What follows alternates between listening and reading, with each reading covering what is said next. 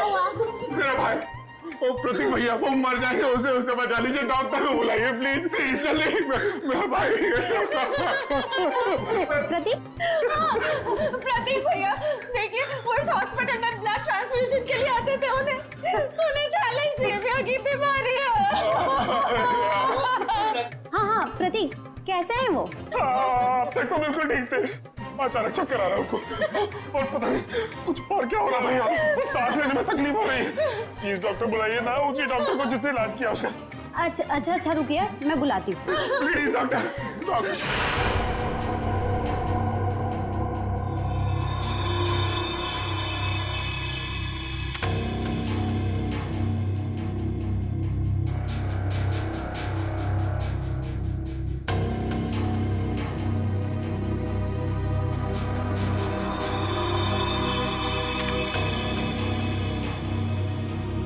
प्रतीक ने इन बच्चों की फोटो काफी संभाल के रखी थी। सर, प्रतीक ने ऐसा किया क्यों होगा? कुछ तो खास है इन बच्चों में, वरना इतने सारे बच्चों की फोटोएं छुपा के नहीं रखता वो। सर, वो पेशेंट प्रतीक, उसके रिश्तेदार आए हैं, उसकी तबीयत खराब है, वो आपसे फिर से इलाज कराना चाहते हैं। सर, इन सारे बच्चों के बारे में बहुत ही खास बात पता चली है। वो क्या? सर, ये सारे बच्चे 1997 और 2001 के बीच गायब हो गए थे।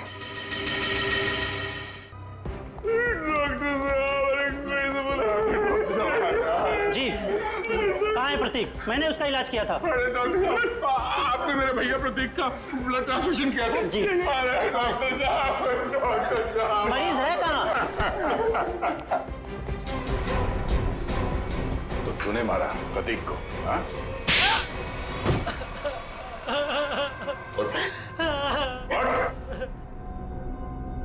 कौन है आप लोग? सीआईडी। अब फटाफट बकना शुरू कर, वरना बताता हूँ।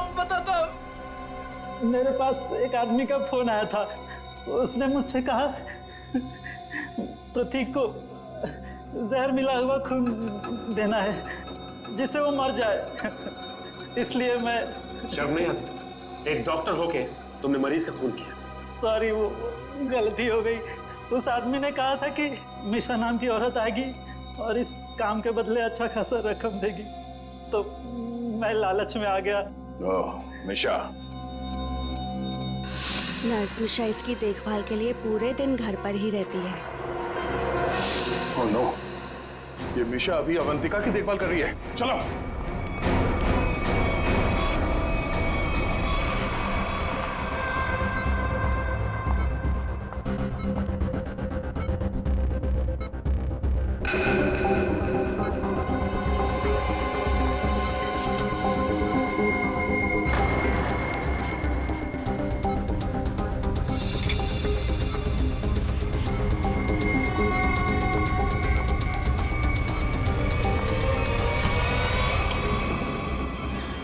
तो ये है तुम्हारा असली रूप। एक ऐसी लड़की को मारना चाहती हो जो बेचारी कोमा में है। ये क्या कह रहे हैं आप? मैं तो बस विटामिन का इंजेक्शन दे रही थी। विटामिन का इंजेक्शन है? आप भी काफी कमजोर दिख रही हैं। इनको लगा दो विटामिन का इंजेक्शन।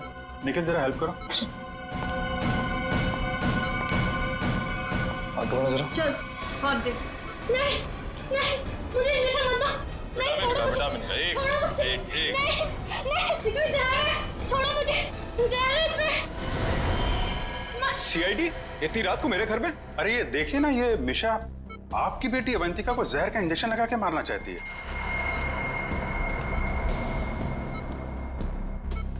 आपकी बेटी अवंतिका आपकी बेटी?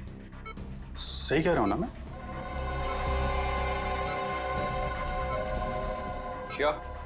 क्या मतलब है आपका? Thank you very much.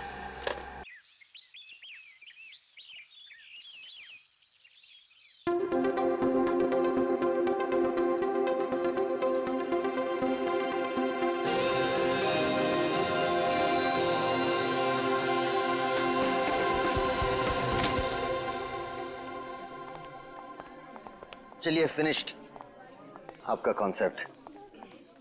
ठीक है, मेरी वसीयत पे ऑटोग्राफ लेने आया? ये आपकी वसीयत नहीं, ये मेरा फ्रस्ट्रेशन है। ये आप ही का कॉन्सेप्ट है जिसे आपने मुझ पे स्क्रिप्ट लिखवाया। बहुत पुराना है यार। पुराना कहाँ है? नया है, सफेद है, कड़क है। अरे मैं पेपर के नहीं, आपके कॉन्सेप्ट की बात कर रहा हूँ। कॉन्सेप्ट बहुत पुराना है। पुराना क्या है? कुछ भी नहीं है। कितने सालों से यही चलता आ रहा है। अरे हीरोइन भाग के गले मिलते तो मिलने दे, गाने बजते तो बजने दे। आजकल तो सेंसर की प्रॉब्लम भी नहीं है। देखिए मैं क्या बोल रहा हूँ सर, हम कुछ हटके ट्राई नहीं कर सकते हैं? कुछ अलग, कुछ नया। हटके क्या है? कुछ भी नहीं है। देख, मैं तुझे फिल्में बनाने का फॉर्मूला समझा था। यहां से हम लोगों ने हॉलीवुड का रोमांस ली, अब वहां से जापानीज फिल्म की हम लोगों ने कहानी ली। अब परायों से इतना ले रहे हैं तो अपनों को छोड़ेंगे? कैसे छोड़ेंगे? पकने दे। अब मैं इसमें कॉमेडी डाल रहा हूं। ये कॉमेडी, ये कॉमेडी, ये कॉमेडी। एनीवे देखिए सर, मैं बहुत डिप्रेस्ड हूँ। मेरा अभी अभी ब्रेकअप हुआ है, मेरा दिल टूटा हुआ है। मैं आपकी कॉमेडी फिल्म नहीं लिख सकता हूँ। तो दिल टूटा है ना, पेन कहाँ टूटा है? मैं तुझे आइडिया देता हूँ।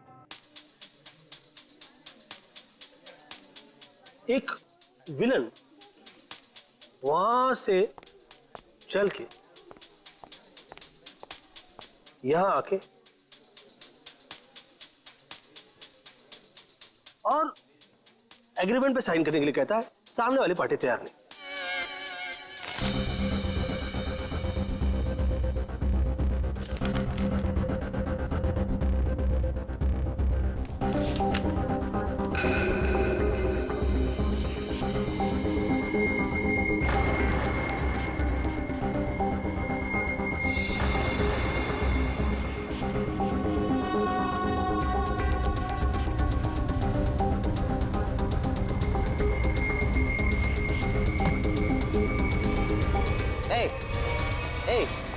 क्या डाला तुमने उसकी ग्लास में?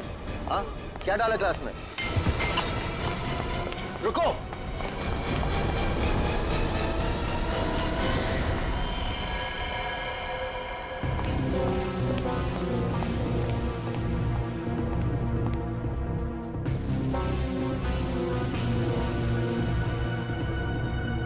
ये तो उस आदमी ने इसे मारा है। मैंने अपने आंखों से देखा। उसने इसके ग्लास में जहर डाला था। तो क्या करे? निकले? ऐसी सिचुएशन में सब एक ही काम करते हैं, सीआईडी को बुलाते हैं।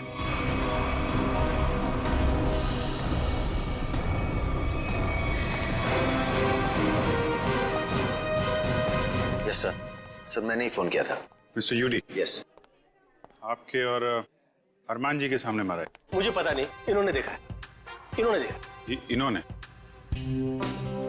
मिस्टर यूडी, हमने सुना है कि आप कहानी वगैरह भी लिखते हैं। जी सही सुना आपने। मैं कहानियां लिखता हूँ लेकिन आइडियाज ये देते हैं। ये वाला मेरा नहीं था। क्या हुआ? नहीं, कचरा है। मिस्टर यूडी, आपने इस आदमी का खून होते हुए देखा? जी, उस लड़के ने इनके जूस में कुछ मिलाया था। ये लैपटॉप उसी का है, छोड़ के भाग गया। भागते चोर की लंगोटी छोड़ गया? मतलब चोर निकल लिया, लंगोटी छोड़ गया। इसमें तो कुछ भी नहीं, खाली। कमाल है, हिम्मत तो देखो उसकी। इतने लोगों के सामने जूस में जहर मिला के मार डाला इसे, और फिर यहाँ से भाग भी गया। सर मैंने उसे पकड़ने की कोशिश की लेकिन वो... अरे राइटर पेन पकड़ सकते हैं, मुजरिम नहीं। छोड़िए, हम लोग निकले। आप लोग जा सकते हैं, मगर जरूरत पड़ी तो आप दोनों को फिर मिलना पड़ेगा। मेरी तो नहीं पड़ेगी, शायद इनकी पड़ जाए। राइटर है, लिख के देगा। कल ही सर, हम लोग यूडी जी का फोन नंबर और एड्रेस लेके आते हैं। अरमान जी, अरमान जी, हाँ, अरमान जी, आप तो रियल लाइफ में भी स्टार है। मैं आपका बहुत बड़ा दीवाना हूँ। वो तो आपकी एज से नजर आ रहा है। मैं बचपन से आपकी फिल्में देखते आ रहा हूँ। तो फिल्में डिस्कस कीजिए ना, एज क्यों डिस्कस करना है? कितने बढ़िया डांस करते हैं आप। Thank you so much. देखिए, यहाँ पे कोई मर गया है और आपको इनकी डांस की पड़ी हुई है। अरमान जी, ये कौन है? इन्होंने मेरी फिल्म लिखी है, ये यूडी है। ओह, फिल्म आपने लिखी है? जी। Very good, very good. अरे, फिल्मों में गाने वाले डाले हैं कि नहीं? Of course. मुझे बहुत सारे गाने चाहिए। सर का डांस हमें बहुत पसंद है सर। हाँ, अरमान जी, अगर आपको क्राइम फिल्म में किसी जांबाज पुलिस ऑफिसर की जरूरत पड़ेगी ना तो मुझे बुला लेना। मुझे अच्छा डांस करना भी आता है। दिखाओ दिखाओ। जो देखा ना वो काफी है। हम निकले। अरे कहाँ जा रहे हैं आप? अरमान जी, वैसे आप यहाँ क्यों आए थे? हम लोग एक फिल्म हैप्पी एंडिंग के प्रमोशन के लिए आए थे जो कि 21 नवंबर को रिलीज हो रही है। सुपर हिट फिल्म है, कॉमेडी है, धमाल है, बेमिसाल है। अपने परिवार के साथ देखना जरूर देखूंगा। मैं अपनी वाइफ को साथ में लेके जाऊंगा और स्क्रीन के सामने डांस भी करूंगा। आप सीआईडी है ना? हाँ, आपको कोई शक है क्या? नहीं, हमारी तरफ से आप सबको शुक्रिया। आपकी वजह से हम सब सेफ हैं। वो तो है। निकले? चले? अरे एक सेकंड जरा बताइए ना कि अगली बार आपसे कब मिलेंगे? 21 नवंबर को अपनी नजदीकी थिएटर में। आपका फोन नंबर और एड्रेस चाहिए था। This is my card. Best luck for your film. Thank you so much. Best luck sir. Thank you so much. कर लिए।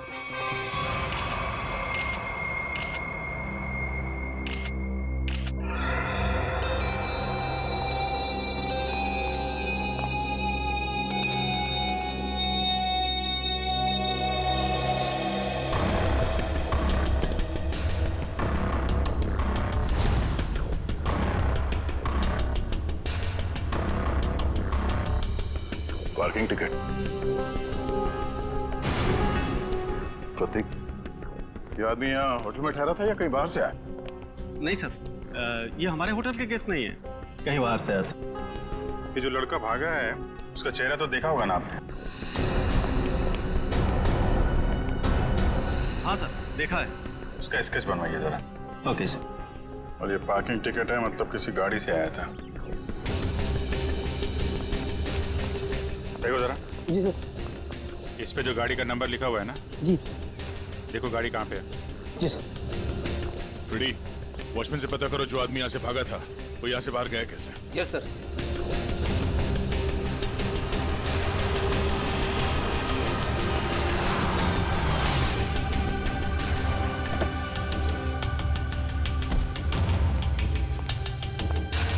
मिस्टर प्रतीक को तुम लाए थे? जी सर। कहाँ से आया था वो? होटल क्राउन रूट से। खार में है साहब। वो कहीं बाहर से आकर वहाँ रुके थे। सर, वॉचमैन ने बताया कि वो लड़का आया तो स्कूटर से था, मगर जाते समय बाउंड्री वॉल कूद के भाग गया। तब तो स्कूटर अभी भी यहीं पे होगा। देख, तुम सीसीटीवी फुटेज चेक कर लो, तब तक मैं होटल क्राउन रूट चेक कर लेता हूँ जहाँ पे प्रतीक ठहरा हुआ था। ठीक है। देखिए, हम लोग सीआईडी से। आपके ये गेस्ट मिस्टर प्रतीक, इनका किसी ने जहर देके खून कर दिया है। हे भगवान। मैडम, हमें आपके इस गेस्ट के बारे में वो सारी जानकारी चाहिए जो आप लोगों के पास है। सर, मिस्टर प्रतीक दिल्ली के रहने वाले हैं और यहाँ बिजनेस के सिलसिले में वो हमेशा आते जाते रहते हैं और वो जब भी आते हैं हमारे होटल में रुकते हैं। हमें मिस्टर प्रतीक का कमरा दिखाइए।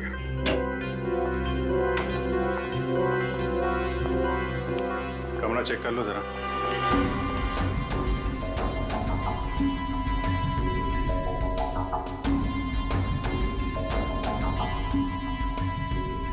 काफी भारी है सर। ऐसा लग रहा है इससे प्रतीक जी वो पूरे 1 साल का कपड़ा पैक करके आते थे।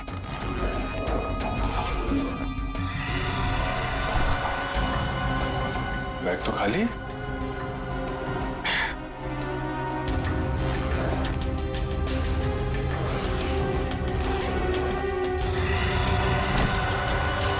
खाली बैग और बैग तो भारी है।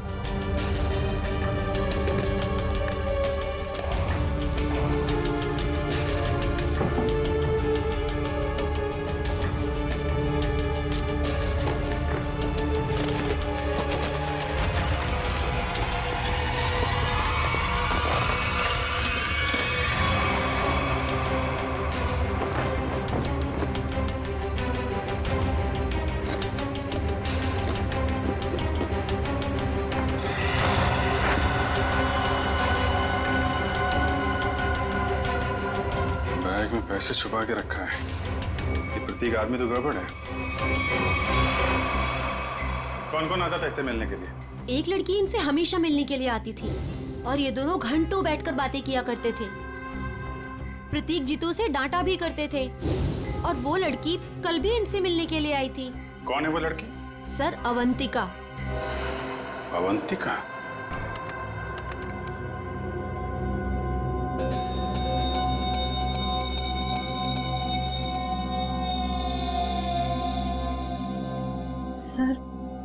सर वो स्कूटर काफी देर से वहीं पर है।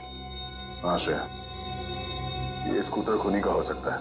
वजह जरा इस फुटेज को और पीछे से प्ले करना।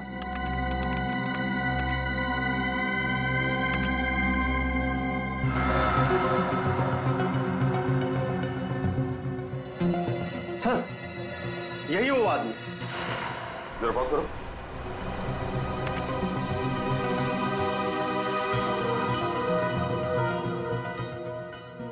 सर ये तो वही आदमी है।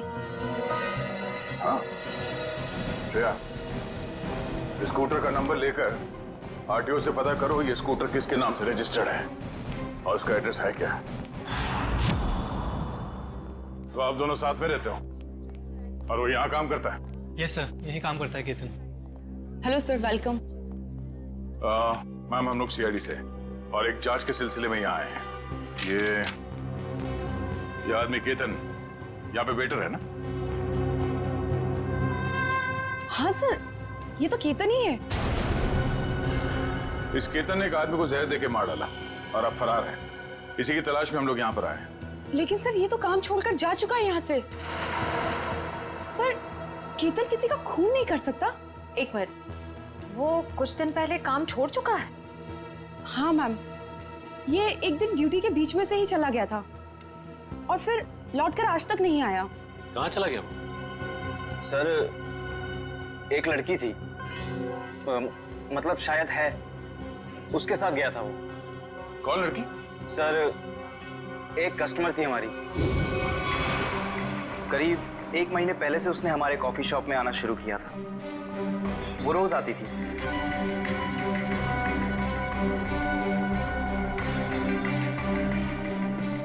और उस कोने वाली टेबल पर जाकर बैठ जाती थी।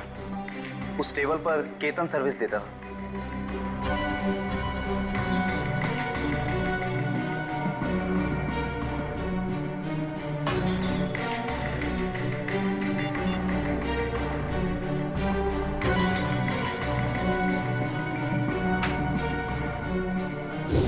सर, केतन ने उसका नाम भी बताया था हमको। क्या नाम बताया था लड़की का? सर, अवंतिका। अवंतिका? श्रेया, यही नाम था ना उस लड़की का भी जो 1-2 दिन पहले प्रतीक से मिली थी? हाँ सर। फिर क्या हुआ? लेकिन अजीब बात यह थी कि वो लड़की एक दिन आदमी से मिलती थी और दूसरे दिन एक औरत से। दोनों से अलग अलग घंटों बातें करती थी, मगर कभी भी दोनों से एक साथ नहीं मिली वो। उन तीनों ने अचानक ही आना बंद कर दिया। अवंतिका की राह देखते देखते केतन निराश हो गया। किसी काम में उसका मन ही नहीं लगता। Ketan, what's wrong with you? तुम्हें हो क्या गया अचानक? तुम ना ही तो पहले की तरह सर्विस देते हो और ना ही ऑर्डर ठीक से लेते हो। और तो और तुम उस टेबल पर लोगों को बैठने से मना क्यों करते हो? Sorry ma'am. देखो, सॉरी वॉरी यहाँ नहीं चलेगा। तुम्हें काम करना है तो ठीक से करो, वरना छुट्टी लो।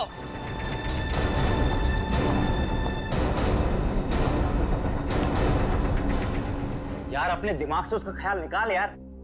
अवंतिका ने वो टेबल खरीद नहीं लिया है, ना ही हमेशा के लिए रिजर्व किया है। यार, एक कस्टमर थी, अब नहीं है। बस नहीं यार, मैं उसे भूल नहीं पा रहा हूँ। उसने कुछ बताया भी नहीं और अचानक से गायब हो गई।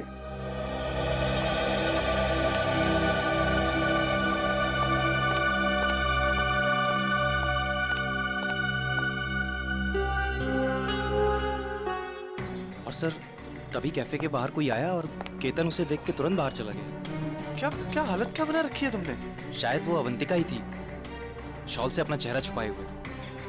और केतन सब कुछ छोड़कर उसके पीछे भाग गया। अच्छा, उस आदमी और औरत के बारे में आप लोग कुछ बता सकते हैं जो अवंतिका से मिलने आते थे? नहीं सर, उनके बारे में हम कुछ नहीं जानते। देखिए, हमें इस कॉफी शॉप के अंदर की बाहर की सारी सीसीटीवी फुटेज चाहिए जब से अवंतिका यहाँ आती थी। श्योर मैम, मैं अरेंज करवाती हूँ।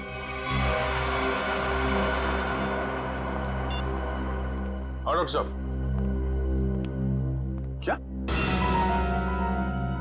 क्या बात कर रहे हैं सर आप? पर ऐसे कैसे हो सकता है? ठीक है सर, मैं एसीपी साहब से बात करता हूं।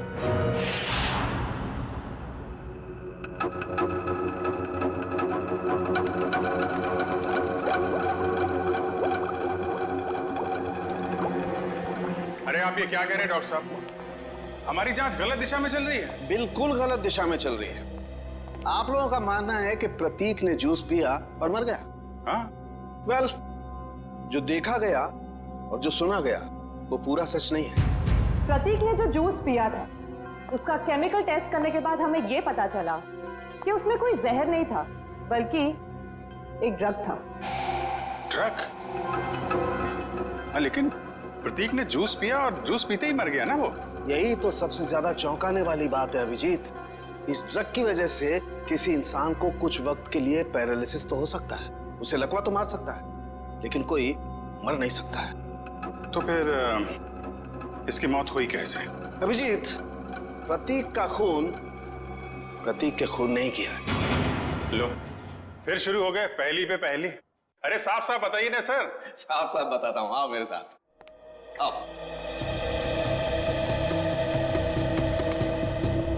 ये देखो, ये प्रतीक की ब्लड सेल्स और ये एक नॉर्मल इंसान के ब्लड सेल्स है। दोनों में फर्क है और फर्क ये है कि प्रतीक को थैलेसीमिया है।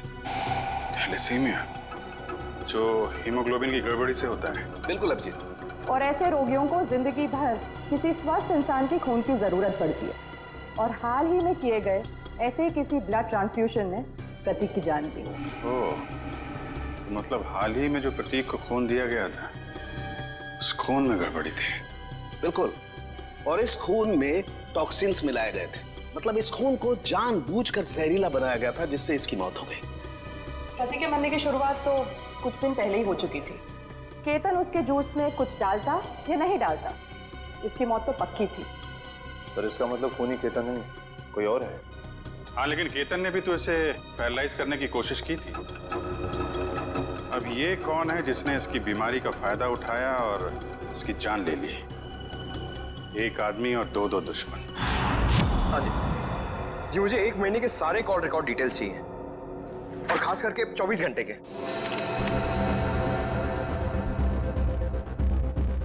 केतन का फोन आखिरी बार जामवार में ट्रेस हुआ था सर। जामवार? तो ये केतन मुंबई से बाहर निकल चुका है? हाँ सर, और सर उसके कॉल रिकॉर्ड्स। सर ये देखिए, सबसे पहले उसने अपने कॉफी शॉप वाले दोस्त ऋषभ को फोन किया, उसके बाद अवंतिका को, मगर अवंतिका का फोन ऑफ आ रहा था। और फिर सर उसने महाराष्ट्र के जामवार में किसी मनन को फोन किया। मनन? अभिजीत, मतलब इस केतन को जामवार से उठाना पड़ेगा, वही बताएगा अवंतिका कहाँ छुप कर बैठी है। और फिर ये भी पता लगाना चाहिए इन दोनों का क्या संबंध है उस कॉफी शॉप वाले औरत और आदमी के साथ। सर अवंतिका का तो पता नहीं, लेकिन हम उस आदमी और उस औरत तक पहुंच सकते हैं जिनसे वो कॉफी शॉप में अलग अलग मिलती थी। ये देखिए सर।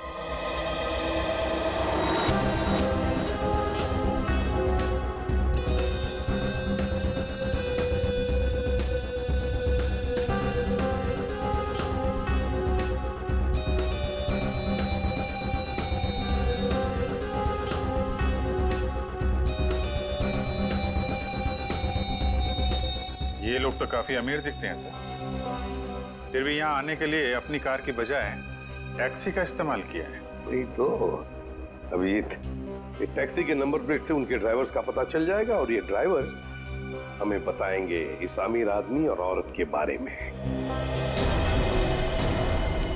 क्या गलती की साहब, मुझे क्यों बुलाया है? देखो, तुम लोगों से कोई गलती वलती नहीं हुई, कोई भी गलती नहीं हुई, बस हम सिर्फ कुछ जानना चाहते हैं। ये देखो, ये औरत और ये आदमी क्या इन लोगों को तुमने कभी देखा है? तुम जानते हो इन्हें? ये दोनों भी पिछले महीने कुछ दिनों तक ग्रैंड मोटर्स होटल में आते जाते रहते थे। ये आदमी, इसे तो मैं जानता हूँ। ये तो एक बार मेरे टैक्सी में बैठा था। कौन है ये? कहां से बैठा था तुम्हारे टैक्सी में? कौन है ये साहब, मैं नहीं जानता हूँ, लेकिन पिछले महीने जुहू सर्कल पे एक कॉलोनी से इसे मैंने उठाया था सुबह सुबह। इसके पास 1000 रुपया था साहब। मेरा भाड़ा 390 रुपया था।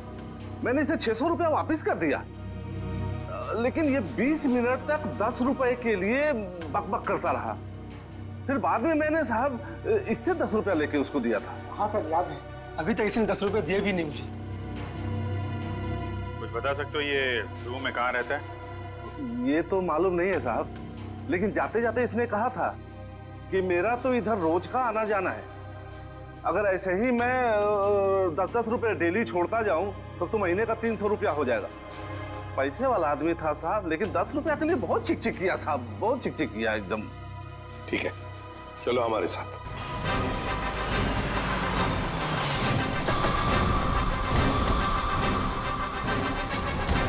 कहाँ पे? हाँ जी सर, यहीं से मैंने उठाया था उसको और होटल से लाने के बाद यहीं पर छोड़ा भी था मैंने उसे। यहाँ पे? जी। यहीं आसपास कहीं रहता होगा। आसपास चेक करो, पूछो लोगों से।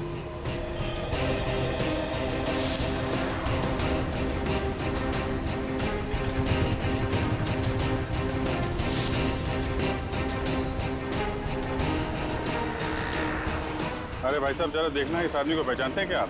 अरे साहब, अभी हमें 5 गाड़ियां और धोना, मेरे पास बिल्कुल टाइम नहीं है। अरे यार, थोड़ा टाइम निकालो ना काम से, लोगों की मदद भी क्या करो भाई। ठीक है साहब, लाइए दिखाइए फोटो। ये देख।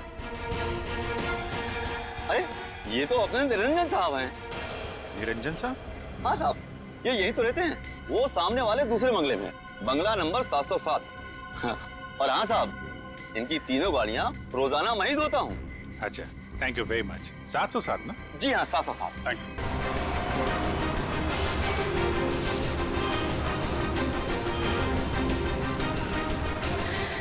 मेरे पतिदेव मुझे बीच महास्थान में छोड़ के चले गए। आखिरी बार भी उनको देखना मेरे नसीब में नहीं रहा। श्रुति जी, आपके साथ जो कुछ भी हुआ बहुत बुरा हुआ, इस बात का दुख है हमें, लेकिन आपसे कुछ जानकारी चाहिए थी। जी पूछिए। प्रीति जी, हमें आपके पति के सूटकेस में छुपा कर रखे गए 15 लाख रुपए मिले हैं। आपको कुछ पता है इन पैसों के बारे में? उन्होंने ये पैसे क्यों छुपा के रखे? मुझे कुछ नहीं पता। ठीक है, कोई बात नहीं, हम पता लगा लेंगे। क्या हम उनका कमरा देख सकते हैं? जी उधर। अच्छा। सरस्वती जी, आप इन दोनों में से किसी को पहचानती हैं? जी नहीं।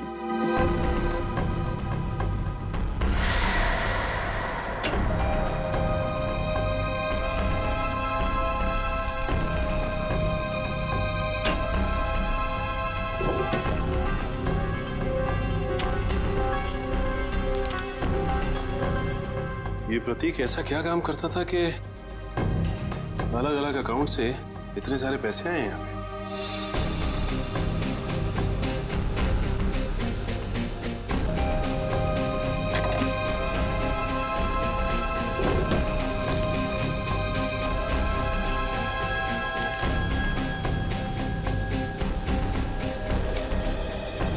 सीडी?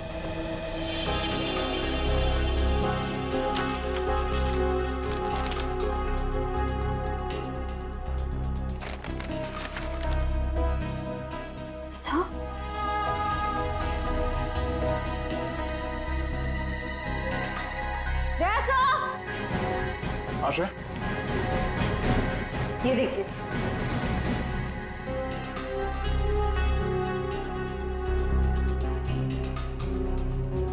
बच्चों की तस्वीरें, पैसों के आंकड़े। प्रतीक करता क्या था? सचिन एक काम करो, ये सब मुंबई भेज दो ब्यूरो में।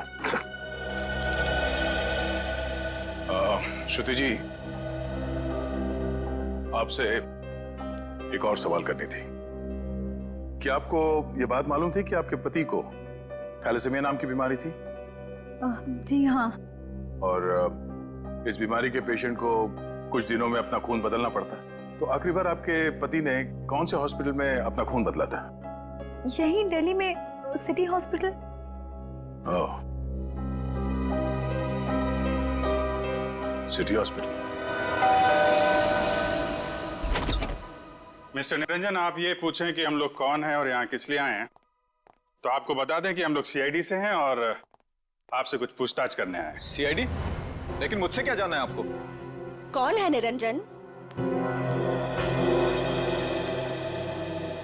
विशाखा, ये लोग सीआईडी से हैं और लगता है हमारे बारे में काफी कुछ जानते हैं। जी हाँ, और अब ये जानना चाहते हैं कि ग्रैंड मोटर्स के कॉफी शॉप में आप दोनों अवंतिका से मिलने अलग अलग जाते थे और यहाँ एक साथ दिख रहे हैं। क्या मच रहा है?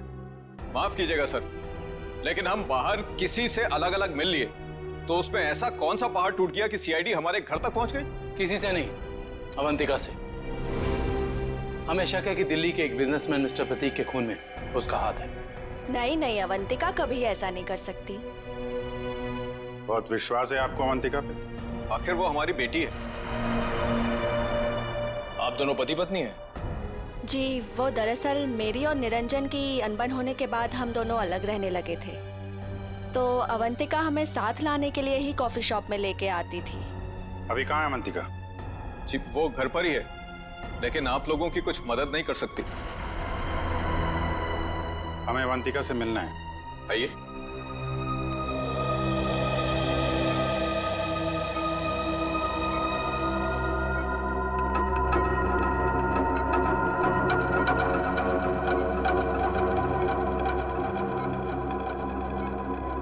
क्या हुआ इसे?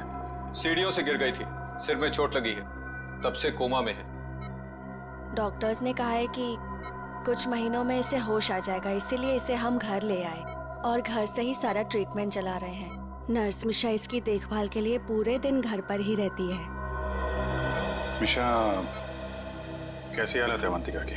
सर, अभी तो कुछ कह ही नहीं सकते कि इन्हें कब होश आएगा। अब तो अवंतिका में सिर्फ जान बची है, मगर शरीर और दिमाग पूरी तरह नाकाम है।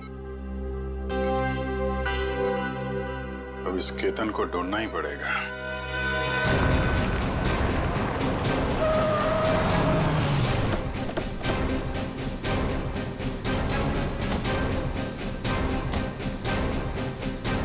सुनिए जी, ये मनन कहाँ पे? वो वहाँ पे।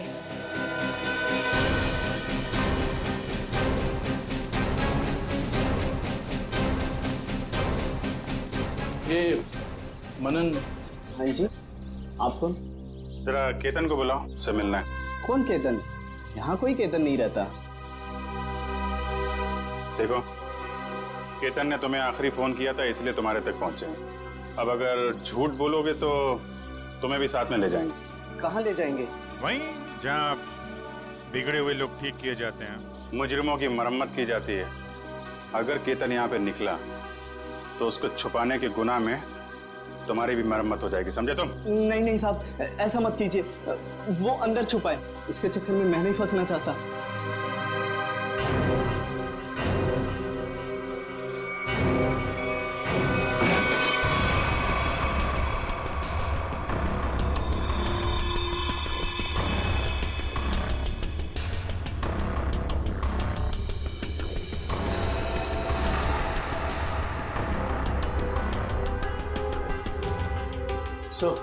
यहाँ तो सब बंद है, यहाँ से भागना तो नामुमकिन है।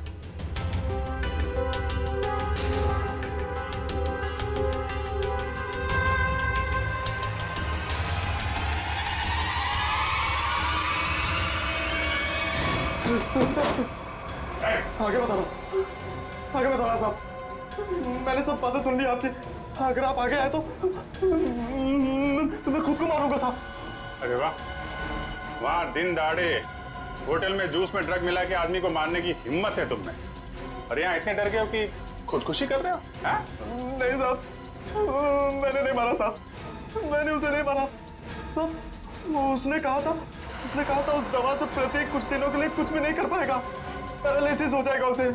हाँ, ये तो तुम सही कह रहे हो। अब ये भी सही सही बता दो कि किसने कहा था। देखो केतन, अगर कातिल को पकड़वाने में तुमने हमारी मदद की तो तुम्हारी सजा कम भी हो सकती है, हैं?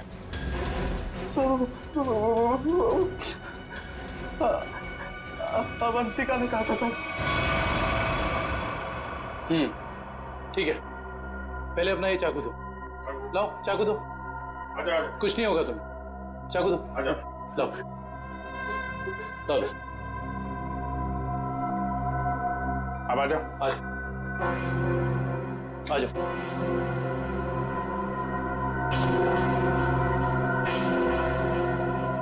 तो अवंतिका ने कहा और तुमने कर दिया। एक लड़की के प्यार में इतने अंधे हो गए थे। सब अवंतिका को बहुत बुरी तरह मारा था प्रतीक ने, उससे उसका दुख देखा नहीं गया, इसलिए उसकी मदद करने का फैसला कर लिया साहब, और नौकरी की परवाह किए बिना उसके साथ निकल गया साहब। देखो केतन, मुझे पता है कि तुम मुझे बहुत पसंद करते हो, पर इस वक्त मैं बहुत अकेले हूँ और सिर्फ तुम ही मेरी मदद कर सकते हो। प्लीज मना मत करना।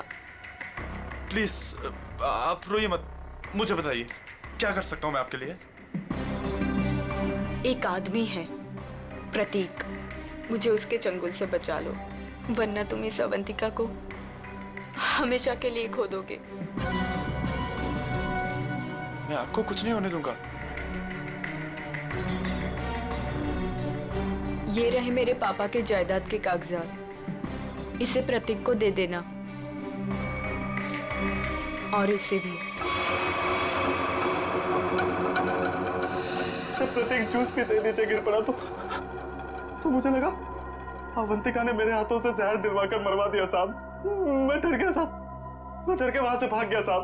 उसके बाद अवंतिका ने कभी मेरा फोन नहीं उठाया साहब, नहीं मुझे कभी फोन किया। अवंतिका ने धोखा दिया साहब मुझे।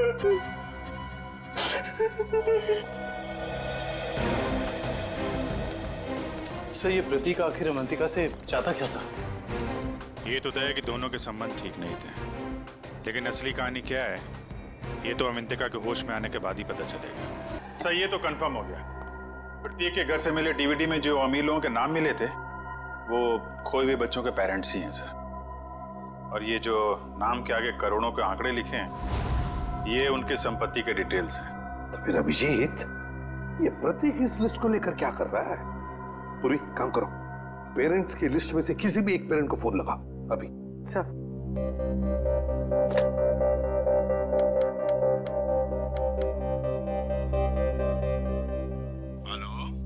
Hello mister Kumar. हाँ जी, मैं सीआईडी से बोल रही हूँ, हमें आपसे कुछ बात करनी है। सीआईडी से? कहिए क्या बात करनी है आपको? मिस्टर कुमार, मैं इंस्पेक्टर अभिजीत सीआईडी से। हम आपके खोए हुए बेटे सोहम के बारे में कुछ पूछना चाहते हैं, जो दिसंबर 1998 में गायब हुआ था जब वो 7 साल का था।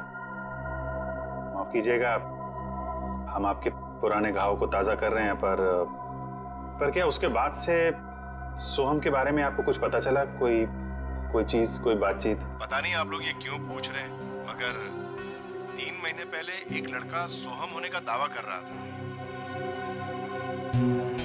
पर वो जालसाज निकला, मेरे 6 करोड़ लेके भाग गया। My God. मिस्टर कुमार, आप परेशान मत होइए, हम इसकी जांच करेंगे और आपसे जल्दी कांटेक्ट करेंगे। ठीक है। Thank you very much. Thank you. Sir, कहीं अवंतिका भी ऐसे कैरेक्टर तो नहीं? हो सकता है। हमें सब कुछ पता चल चुका है निरंजन जी। जिन अमीर परिवारों के बच्चे बचपन में खो जाते थे, ये प्रतीक अपने आदमी वहां भेजता था, उनके खोए हुए बच्चे बना के, ताकि पैसे कमा सके। उसके घर से हमें आपका नाम मिला है। आपकी बेटी अवंतिका 9 साल की उम्र में खो गई थी, उसके बाद कभी नहीं मिली। ठीक कह रहा हूं मैं? हाँ, मुझे शुरू से मालूम था कि ये लड़की मेरी अवंतिका नहीं बल्कि रीता है, लेकिन इसे झुटलाने का कोई सबूत नहीं मिल रहा था मुझे। एक दिन मैंने इसका पीछा किया। जब सच्चाई सामने आई तो मेरे पैरों तले से जमीन खिसक गई।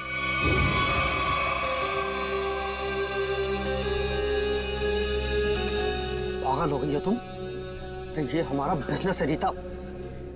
हम उन अमीर लोगों को लूटते हैं जिनके बच्चे उनसे काफी पहले बिछड़ चुके हैं। कुछ देर के लिए नकली सही, लेकिन उनको उनका बच्चा तो मिल जाता है ना, और हमें उनकी दौलत। प्रतीक जी, मुझे माफ कर दीजिए।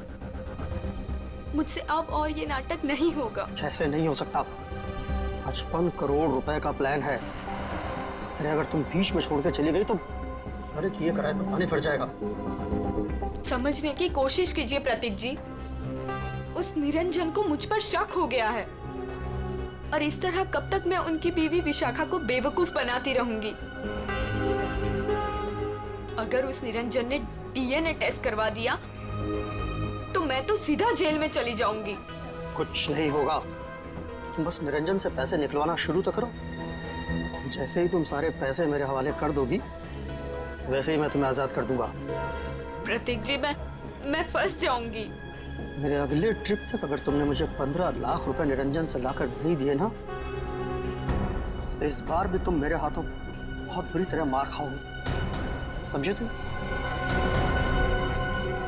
मेरी भावनाओं के साथ खिलवाड़ किया था प्रतीक और इस रीता ने।